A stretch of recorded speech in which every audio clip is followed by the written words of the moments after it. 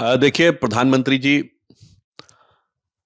इस समय एक ऐतिहासिक यात्रा पे हैं और मैं कहना चाहूंगा बारबाडोस, गुयाना, इन दो देशों ने प्रधानमंत्री जी को अपना सर्वोच्च नागरिक सम्मान दिया है और वहीं डोमिनिका देश ने भी यह अनाउंस किया है कि वो अपना सर्वोच्च नागरिक सम्मान देंगे। और वैसे जो हमारे देश के लोग हैं, बहुत से लोग यदि ना जानते हो तो मैं कहना चाहूंगा कि यही वो क्षेत्र है जिसे हम लोग क्रिकेट में वेस्ट इंडीज कहते हैं। ये वो देश है जिनका भारत के साथ गहरा संबंध है। परंतु महत्वपूर्ण बात यह है कि डोमिनिका रिपब्लिक ने जिस ढंग से मोदी जी का सम्मान किया है, किस बात के लिए कि उस कोविड के दौर में भारत ने जिस रूप में उनकी मदद की थी, इसलिए मोदी जी ने उस सम्मान को 140 करोड़ देशवासियों को समर्पित किया है।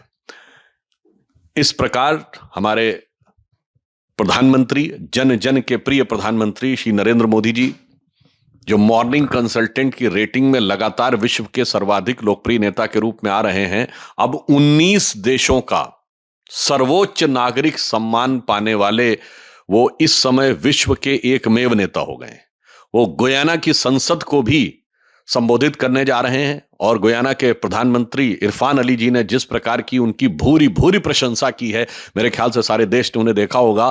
तो गुयाना की संसद को संबोधन करने के साथ वो 14 देशों की संसद को संबोधित करने वाले भारत के पहले प्रधानमंत्री हो गए हैं। वैसे मैं दर्शकों के सुलभ संज्ञान के लिए बता देना चाहता हूं कि पंडित जवाहरलाल नेहरू ने 3 देशों की संसद और इंदिरा जी ने 4 देशों की संसद को संबोधित किया था। नेहरू जी से और इंदिरा जी से कहीं आगे जाते हुए 14 देशों की संसद को संबोधित करना, 19 देशों का सर्वोच्च नागरिक सम्मान पाना, और मैं उसमें भी याद दिला दूं कि इसमें 4 मुस्लिम देश भी हैं।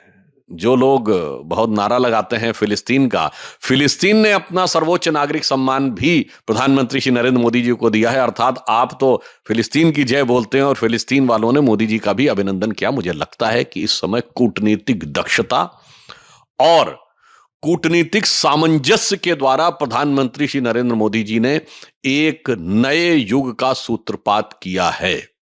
There was a time when India's policy, diplomatic policy, was motivated by the principles of non-aligned.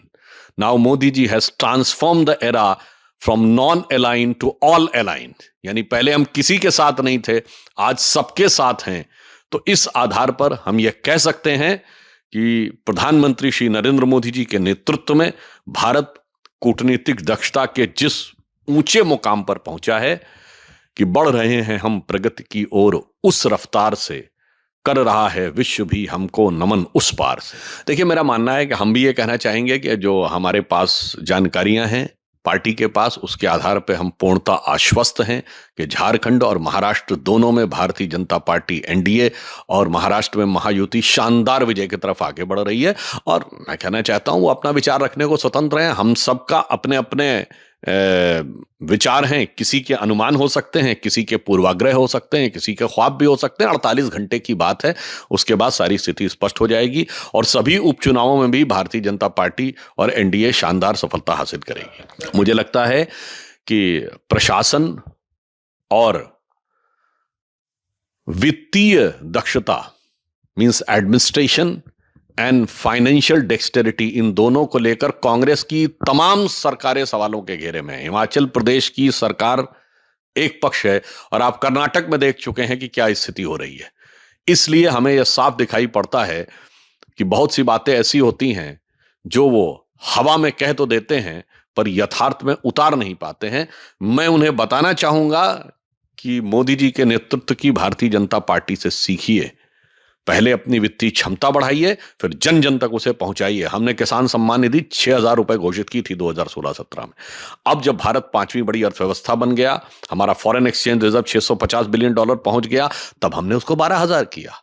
पहले हमने मुद्रा योजना 10 लाख की थी, फिर हमने उसको 20 लाख किया। पहले हमने आयुष्मान भारत योजना यानी स्वास्थ्य बीमा का विषय 50 करोड़ लोगों को रखा था जो अपेक्षाकृत गरीब वर्ग के हैं। अब जब हमारी आर्थिक स्थिति बढ़ी तो हमने 70 साल से ऊपर के सभी लोगों के लिए कर दिया। इसे कहते हैं उतने पांव पसारिए जितनी चादर होए।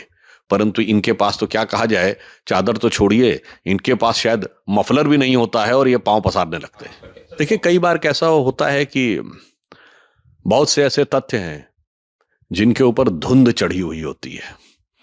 तो तो मुझे लगता है बहुत से ऐसे तथ्यों को जिनके बारे में कोई चित्रण हो रहा हो तो उसे ईमानदारी से देखना चाहिए। और मैं यह भी कहना चाहूंगा कि अभिव्यक्ति की स्वतंत्रता और कलात्मक अभिव्यक्ति और सृजनात्मक अभिव्यक्ति यानी क्रिएटिव एक्सप्रेशन और उसके साथ फैक्चुअल प्रेजेंटेशन, दोनों की दृष्टि से इस बारे में सकारात्मक दृष्टिकोण से इस फिल्म को देखना चाहिए। अब मुझे लगता है कि यूपी के उपचुनावों में भारतीय जनता पार्टी के पक्ष में जो निर्णायक जनादेश का प्रभाव दिखाई पड़ रहा है, उसी से भयभीत होकर समाजवादी पार्टी अपनी अवश्यंभावी पराजय की भूमिका बना रही है। या यूं कहें कि शायद उन्हें यह शब्द उतना बेहतर न लगे तो उनकी समझ के लिए कहना चाहूंगा, अपनी तयशुदा शिकस्त की पेशबंदी कर रहे हैं। इसीलिए बहुत साफ कहा गया। देखिए, उसके डिटेल में तो बहुत सारी बातें की जा सकती हैं कि अनुसूचित जाति जनजाति की वाल्मीकि योजना का पैसा डाइवर्ट कर दिया गया, उन्होंने दूसरे विभागों में बहुत सारी बात। इसीलिए हम ये कहना चाहते हैं, इस देश में गारंटी एक ही है, मोदी की गारंटी, और बाकी सब फेक गारंटी है।